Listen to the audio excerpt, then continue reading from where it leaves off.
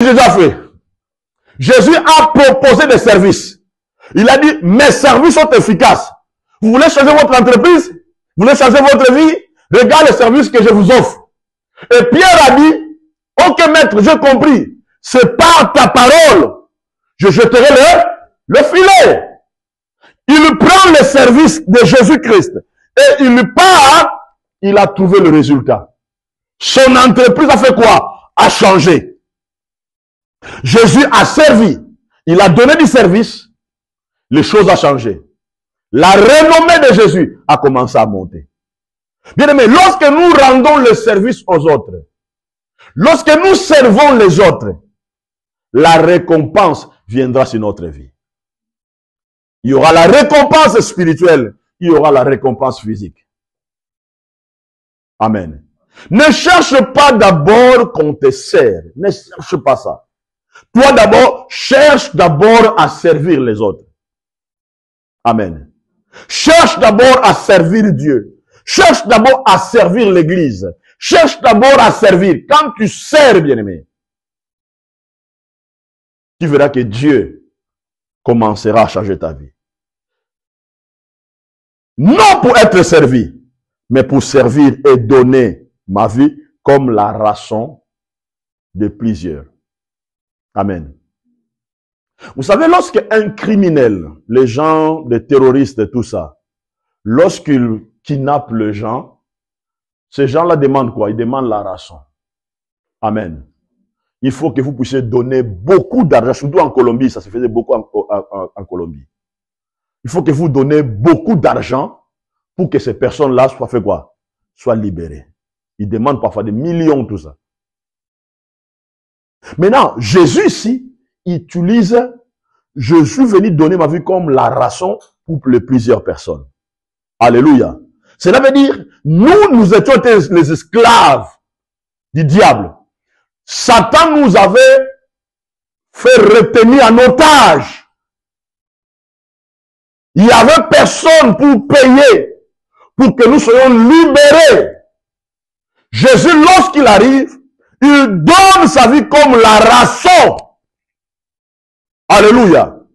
Il a donné sa vie comme la rançon. Il a dit, moi je donne ma vie. Maintenant, libérez tous les otages dont tu avais pris. Parce que ces gens-là sont les âmes du Seigneur, sont les brebis du Seigneur. C'est la vie de Christ qui nous a libérés de quoi? Du ténèbre. Mais pour que Jésus puisse nous libérer de ça, il fallait que Jésus lui-même fait quoi? Pour devenir serviteur. Amen.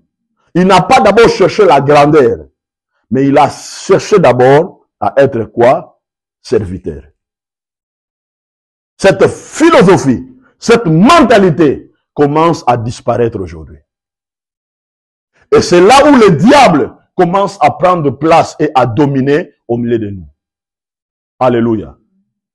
Voilà pourquoi, bien aimé, ces principes, nous devons le faire retourner dans l'église, dans nos maisons. L'homme doit apprendre à servir sa femme. La femme aussi doit apprendre à servir l'homme.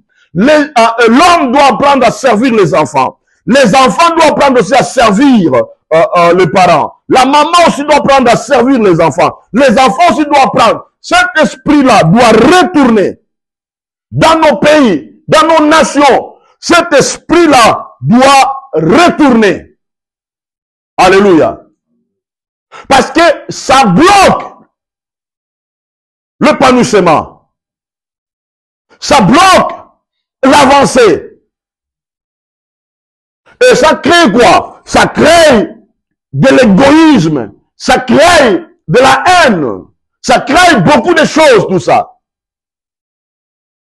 Parce que les gens ont perdu cette modèle.